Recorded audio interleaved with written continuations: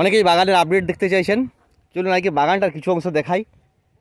প্রতিনিয়ত কাজ চলছে। প্রথমেই বলেছিলাম দুটো কখনো তিনটে ছেলে সবসময় কাজ করছে, মানে সারাদিন। এখনও এই বাঁকুড়া জেলায় যা গরম, এখন 42-43 ডিগ্রি। ভোর 5:30 6টার মধ্যে কাজে লাগে, 10টার সময় চলে যায়, আর আবার 3টের সময় লাগে, 5টা 5:30 পর্যন্ত কাজ করে। তো এই গরমে কাজ করা একদমই অসম্ভব দুপুরবেলাটাই, কিন্তু সকালে বিকেলে সুন্দর কাজ করা যায়। তো কাজ করে মোটামুটি বেশ কিছুটা আপডেট করে দিয়েছি। আমার কাজের চেয়ে যারা কাজ করে তাদের পেটের ভাতটা খুব জরুরি। আমি কাজ বন্ধ করতে চাইলেও তারা বলে যে কাজ করলে হয়তো তারা কিছু খেতে পাবে, মানে রোজগার হবে। তো আমি বললাম ঠিক আছে, যতই করতে পারো করো। দেখুন কি কি করেছে, আমি পুরো আপডেট দেখাই কি কি হয়েছে। প্রথম বাগানের শুরু থেকে দেখাই। এটা একটা নিম গাছ দেখতে পাচ্ছেন। এই গাছটা যখন আমরা গত বছর ছিলাম, এই গাছের কাণ্ডটা ছিল এরও আরও সরু হবে, আর এখন কত মোটা হয়েছে দেখুন। এই জেসিবি চালিয়ে প্রথম আমি যখন ছিলাম না, এটাকে তুলে দিয়েছিল। তো আমি তারপর যখন আসলাম ড্রেসিং করার সময় বললাম যে এটাকে নষ্ট করব না, এটাকে রেখে দিতে চাই। তো রেখে দিয়েছিলাম। নিম গাছের প্রচুর শাখা প্রশাখা দেখতে পাচ্ছেন, আর মানে পরের বছর মানে ঝেঁকে যাবে পুরো। এখানটা বেশ ছায়া দিয়ে রেখেছে, একসঙ্গে দুটো উঠেছিল। অনেকে বলেছিলেন যে একটা কেটে দিয়ে একটা রাখতে। আমি বললাম ঠিক আছে, অসুবিধা কিছু নেই। আমি তো আর গাছগুলো কাণ্ডের জন্য করছি না, মানে কাঠ পাওয়ার জন্য। যেমন আছে তেমনই থাক। কিছু ওই এক ধামা যাকে বলে আর কি, ছুরির মধ্যে, সেই ছুরি করে একটা সার দিয়ে মাটি দিয়ে এটা রেখেছি। এখানে কাঁকুড়ে মাটি, কিন্তু দেখতে পাচ্ছেন গাছগুলো যা গ্রোথ নিয়েছে, দেখে মনে হবে না যে কাঁকুড়ে মাটিতে এই গাছগুলো হয়েছে। এর মাটি সয়েল টেক্সচার কাঁকুড়ে হলেও যে লাল মাটি আছে, তা এটা বিরাট কিছু নয়। যখন জল পেয়ে বসে যায় তখন আলাদা রকম ব্যাপার, কিন্তু নিচের দিকে যদি দেখেন তাহলে অপেক্ষাকৃত উর্বরে ওঠে। এই প্রচুর দেখুন গাছগুলো, ওই দাদা গাছগুলো লাগিয়েছিলেন, খুব সুন্দর সুন্দর হয়েছে। এখানে আমি প্রথমত জলের গাছ লাগাবো। আমি প্রথমেই বললাম আমি জলের গাছগুলোকে ভীষণ পছন্দ করি। এই দেখতে পাচ্ছেন এগুলো, এখানে যেখানে দাঁড়িয়ে রয়েছে এগুলো একটা বেড, মানে এই বেডগুলো 5.5 ফুট করে আছে, 3টে গামলা পাশাপাশি থাকবে। এরকম আপাতত 1টা 2টো 3টা 4টা বেড রেডি করেছি। এই বেডগুলো আছে 75 ফুট করে লম্বা, আর 5.5 ফুট চওড়া, 3টে করে থাকবে। বুঝতেই পারছেন এক একটা বেডে কতগুলো থাকবে, মানে রাখলে এক একটা বেডে 150 করে গামলা থাকবে। আপাতত 4টে বেড যদি ভর্তি করতে পারি 600 গামলা থাকবে। তো এখন 600 গামলা হয়তো লাগানো উচিত না, কিছু পুল বানাবার ইচ্ছা আছে।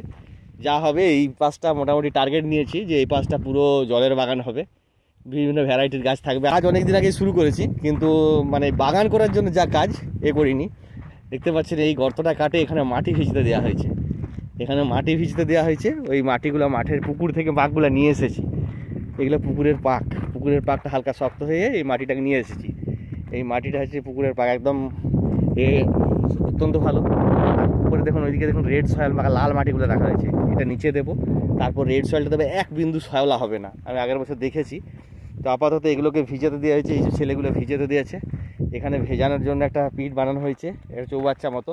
তো এখানে ভিজানো হয়েছে। এই ভিজানোর পরে মাটিটা ঘেটে একদম একদিন জল দিয়ে দিলেই মাটিটা একবারে পুরো হয়ে যাবে। তারপর তুলবো গামলায়। এখানে কিছুটা ভেজানো হয়েছিল, এদিকে দেখাই দেখুন। এদিকে কিছুটা কালকে ভিজিয়েছিলাম। এখানে ওইরকম একটা কাটা আছে, গর্ত কাটা আছে। করেছিলাম, এখানে শক্ত হয়ে গেছে মনে হচ্ছে। দেখুন আরও জল দিয়ে নরম করতে হবে, কিন্তু একদম ঘেটে কাদার মতো, মানে একদম পুরো খুব ভালো পাক তৈরি হয়ে যাবে। পাকই ছিল, শুকিয়ে গেছে, আবার পাক তৈরি হয়ে যাবে। তো আপাতত এগুলোকে রেখেছি কেন, পাকের চেয়ে ভালো পদ্ম গাছ হয় না, আমি যা দেখে নিয়েছি। সব থেকে ভালো গাছ হচ্ছে, কোনো শ্যাওলা হবে না, কোনো কিছু হবে না, কোনো জীবাণু নেই, কোনো সার মেশানো নেই, রাসায়নিক সার মেশানো। ওই জন্য পাকটাকে কালেক্ট করেছি।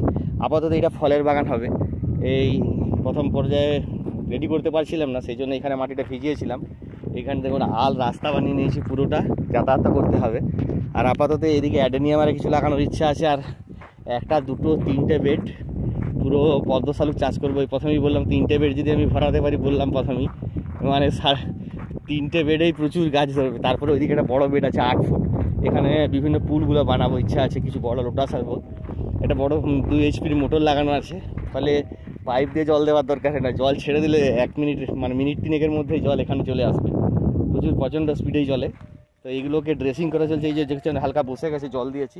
এগুলোকে আরেকবার করে যেখানে যা লাগবে নিয়ে একদম কমপ্লিট ড্রেসিং করে দেবো, কারণ একবার কাজ শুরু হয়ে গেলে আর কিছু হবে না। ঘাস টাস থাকলে বেশ অসুবিধাজনক, ঘাস টাস থাকলে প্রচুর সমস্যা হবে। ওই জন্য একবার ড্রেসিং করে নেব, তারপর কাজ শুরু করব। তো এই 1 মের মধ্যে অন্তত 100 গাছ লাগিয়ে দেওয়া। তো গামলাটা আমরা রেডি করার জন্য হচ্ছে, এই জায়গাটুকু ড্রেসিং করতে বাকি আছে, এটা ড্রেসিং করাবো আজকে। তারপর কাল থেকে অন্য প্ল্যান। আপাতত এই 4টা বেড 6টা বেড যদি পূরণ করতে পারি 1000 খানিক গাছ থাকবে এই যা বেড আছে এখানে। তা আমার এত লাগানোর ইচ্ছা নেই এই মুহূর্তে, অন্তত টার্গেট 400 300 400 আমার কাছে অনেক চারা রয়েছে। অনেকে বলেছিলাম যে চারা টারা দেবো, তো দেখা যাক কী হয়।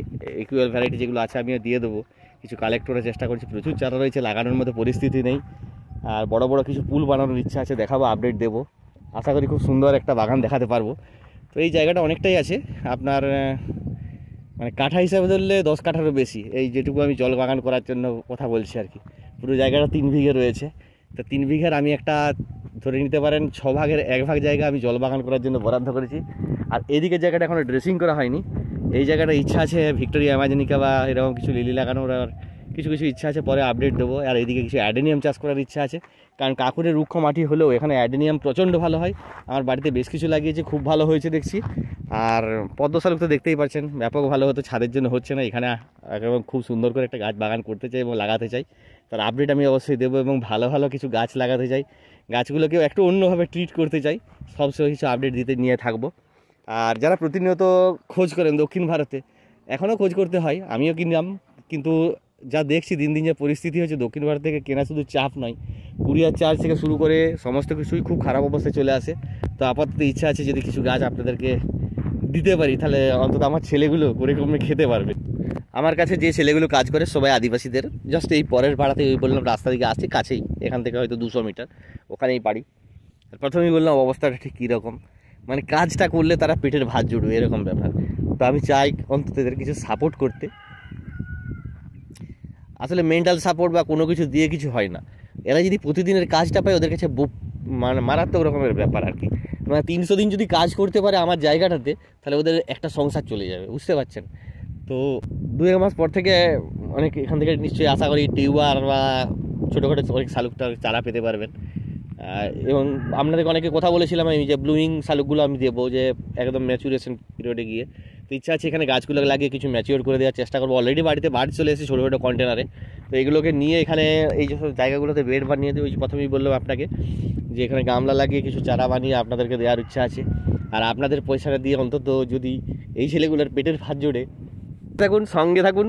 আর আমি পুরো বাগানটার আপডেট দিতে থাকবো, আপগ্রেডেশন হচ্ছে পুরোটাও দিতে থাকবো, আস্তে আস্তে কি কাজ হচ্ছে পুরো। মানে সত্যি কথা বলতে গেলে এটা একদম সিস্টেমে আমি বানানোর চেষ্টা করছি। এই সিস্টেমটা আরও বদলে যাবে কয়েকটা মাসের মধ্যে। আমাদের এখন গরমের ছুটিতে যে সামার ভ্যাকেশনের মধ্যে এই পুরো টেক্সচারটা, মানে এর যা অবস্থাটা রয়েছে পুরো বদলে দিতে চাই। আর ধাপে ধাপে অলরেডি শুরু করেছি। আপনার এই 5 দিন মতো কাজ করছে, এই 5 দিনে মোটামুটি জাস্ট পরের ফেজে সাবমার্সেলটার সমস্যা হয়েছিল, ওই জন্য জল উঠছিল না, কিছু সমস্যা ছিল। তো প্রচুর জল উঠছে। এই আমি প্রথমেই বললাম আপনাদেরকে পাইপ লাইন নিয়ে জল করার ব্যবস্থা করেছিলাম। তো পাইপ তো দূরে যাক, এখান থেকে 2 মিনিটে জল চলে আসে, পাইপ লাইনে আর কি করবে, প্রচুর জল আছে। তো দেখা যাক, আপডেট দিতে থাকুন, দেখতে থাকুন। আর পরের ভিডিওগুলো দেখার জন্য অনুরোধ করলো। পুরো বাগানটার আস্তে আস্তে দেখাবো। এরপরে কিছু গাছ লাগিয়ে দিই, তারপর আপনাদের বাগানের ছবিটা দেবো, ঠিক কেমন হয়েছে মতামত দেবেন। মতামত পেলে অবশ্যই ভালো লাগবে। আর সঙ্গে থাকুন। নমস্কার, ভালো থাকুন।